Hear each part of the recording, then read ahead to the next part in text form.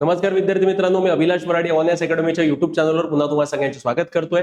विद्यार्थी मित्रांनो, तुम्हाला सगळ्यांना माहित असेल की 2 आठवड्यापूर्वी आयोगानं काही महत्त्वपूर्ण तिथं बदल करण्याचं ठरवलेलं आहे. त्याबद्दल त्यांनी निर्णय देखील घेतलेला. तो म्हणजे 2 निर्णय होते की परीक्षा ऑनलाईन होणार आहे आणि दुसरं म्हणजे की परीक्षेतून जो राज्यसेवेचा मुख्य परीक्षेचा पेपर होता त्यामधून वैकल्पिक विषय हा वगळण्याचं त्यांनी ठरवलेलं होतं. पण त्यावर अजूनपर्यंत शुद्धीपत्रक जारी करण्यात आलेलं नव्हतं किंवा असं ऑफिशियल नोटिफिकेशन जारी करण्यात आलं होतं. तर आजचं जे नोटिफिकेशन आहे ते आताच म्हणजे 22 जुलै रोजीच पब्लिश करण्यात आलंय आणि यामध्ये आयोगाने स्पष्टपणे सांगितलेलं आहे की 2027 पासून राज्यसेवेच्या ज्या परीक्षा होणार आहेत त्यामध्ये वैकल्पिक विषय नसणार आहे. आणि दुसरी सर्वात महत्वपूर्ण जी अनाउन्समेंट केलेली आहे त्याबद्दल पाठपुरावा आपण मागच्या काही दिवसापासून करतोय, तो म्हणजे इंटरव्ह्यूचे जे मार्क आहे ते इंटरव्ह्यूचे मार्क जे 275च ठेवले गेले होते त्याच्यामध्ये सुद्धा रिवाइज मार्क करण्यात आलेले आहे. आता म्हणजे काय, तर आता इंटरव्ह्यू 275 मार्काचा न होता हा 175 मार्कांचा होणार आहे.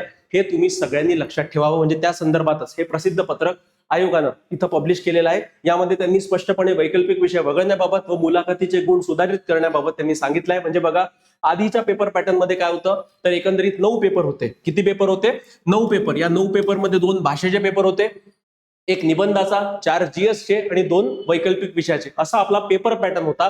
हा पेपर पॅटर्न आता 9 पेपरचा न होता आता विद्यार्थी मित्रांनो 7 पेपरचा होणार आहे. या 7 पेपरमध्ये 2 भाषेचे पेपर असणार, एक मराठी भाषा आणि एक इंग्रजी, जे क्वालिफाईंग पेपर आहे, ज्यामध्ये तुम्हाला 25% गुण तुम्हाला मिळवायचे क्वालिफाय करायला. या व्यतिरिक्त एक निबंधाचा पेपर आणि 4 जीएसचे पेपर, म्हणजे एकंदरीत आता पेपरची संख्या 7 असणार आहे. आणि वैकल्पिक विषयाचा पेपर 2027 पासून नसणार आहे. म्हणजे जर तुम्ही 2027 आणि त्याच्या पुढील अटेम्प्टसाठी जर तयारी करत असाल, तुम्हाला वैकल्पिक विषयाचा अभ्यास करायची कसल्याही पद्धतीनं आवश्यकता नाही आहे. हे ऑफिशियली आता आयोगानं सांगितलेलं आहे. आणि दुसरी महत्वाची अनाउन्समेंट या नोटिफिकेशनच्या माध्यमातून जी आयोगानं केलेली आहे ती म्हणजे इंटरव्ह्यूच्या मार्क्सच्या बाबतीत. म्हणजे इव्हन याच्यावर आम्ही देखील व्हिडिओ बनवलेले होते, आम्ही देखील आयोगाला पत्र लिहिलं होतं, ज्या माध्यमातून आम्ही सांगितलं होतं की आता एकंदरीत जी मार्कांची म्हणजे जी एकूण टोटल आधी होती ती होती 1750.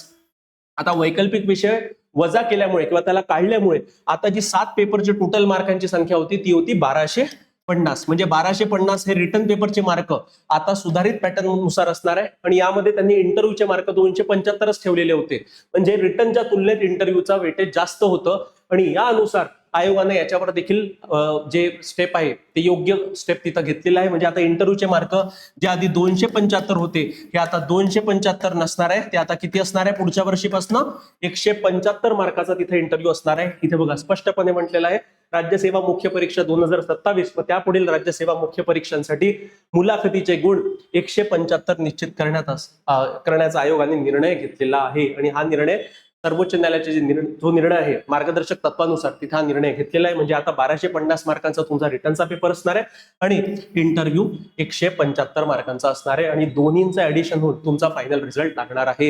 हे लक्षात ठेवा. म्हणजे हा जुना पॅटर्न जो होता हे आता गेलेला आहे.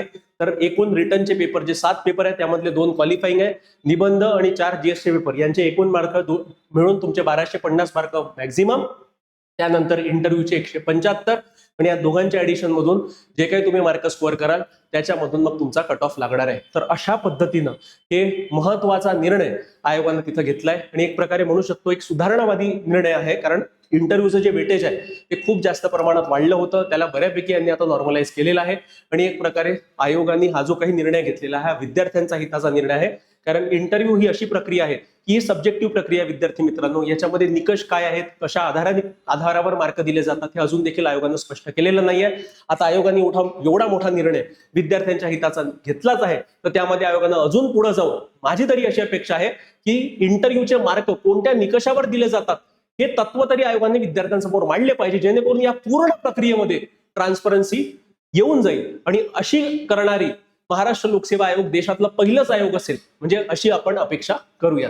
तर बघा विद्यार्थी मित्रांनो, आता हे जे बदल आहेत हे फार महत्वपूर्ण आहे. आता या अनुषंगानं कोणत्याही विद्यार्थ्याला कोणत्याही प्रकारचा डाऊट असेल एमपीएससी राज्यसेवा पूर्व मुख्य किंवा इंटरव्ह्यू परीक्षेमध्ये, किंवा जर तुम्हाला नवीन बॅच जॉईन करायची असेल किंवा कोणत्याही प्रकारचं तुम्हाला मार्गदर्शन हवे असेल, तर सरळ तुम्ही तुमचा मोबाईल फोन उचला आणि मला माझ्या नंबरवर कॉल करा. कारण बघा, जर 27 मध्ये तुम्ही परीक्षा देत असाल, 28 मध्ये देत असाल, 29 मध्ये देत असाल, पण त्याची सुरुवात तुम्हाला आज करणं आवश्यक आहे. जो विद्यार्थी जितक्या लवकर या परीक्षेच्या तयारीला लागतो तितके त्याचे चान्सेस वाढतात. म्हणून जर तुम्हाला नवीन बॅच जॉईन करायची असेल, मेंटरशिप जॉईन करायची असेल, आमचा daily answer writing programme join करायचा असेल तर कोणताही विचार न करता सरळ मोबाईल फोन उचला आणि मला माझ्या वैयक्तिक नंबरवर डायरेक्टली कॉल करा किंवा व्हॉट्सअप मेसेज देखील विद्यार्थी मित्रांनो तुम्ही करू शकता. तर या व्हिडिओमध्ये इतकंच विद्यार्थी मित्रांनो, धन्यवाद.